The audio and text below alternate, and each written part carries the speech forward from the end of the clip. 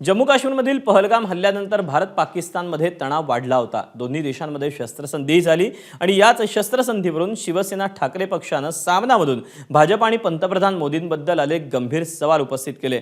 अखंड हिंदू राष्ट्राचं स्वप्न साकारण्याची संधी सरकारने गमावली अशी टीका सामनाच्या अग्रलेखातून करण्यात आली।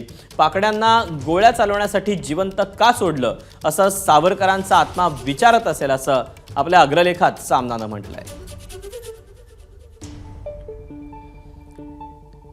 तेव्हा अखंड हिंदू राष्ट्र साकार करण्याचं स्वप्न हे भंगलेलं आहे असं म्हणत आता सामनातून केंद्र सरकारवर पुन्हा एकदा टीका करण्यात आलेली आहे असा प्रश्न आता सामनाच्या अग्रलेखातून विचारण्यात आलेला आहे। आपण पाहूया सामनाच्या अग्रलेखात नेमकं काय म्हटलंय।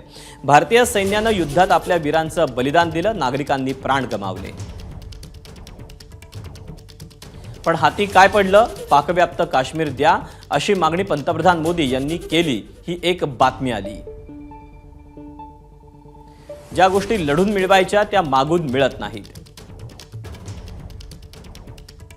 पाकिस्तानने पुन्हा गोळी चालवली तर तुम्ही गोला म्हणजे बॉम्ब चालवा असं एकच टाळीचं वाक्य पंतप्रधान मोदींनी फेकलं। मुळात पाकड्यांना गोळ्या चालवण्यासाठी जिवंत का सोडलं? हाच प्रश्न वीर सावरकरांचा आत्माही विचारत असेल। वीर सावरकरांचं नाव घेऊन राजकारण करण्याचा अधिकार मोदी, मिंधे वगैरेंनी गमावला आहे। सावरकरांचं अखंड हिंदू राष्ट्राचं स्वप्न आत्ताच साकार झालं असतं, मोदी आणि त्यांच्या लोकांनी ती संधी गमावली आहे। एबीपी माझा, उघडा डोळे बघा नीट।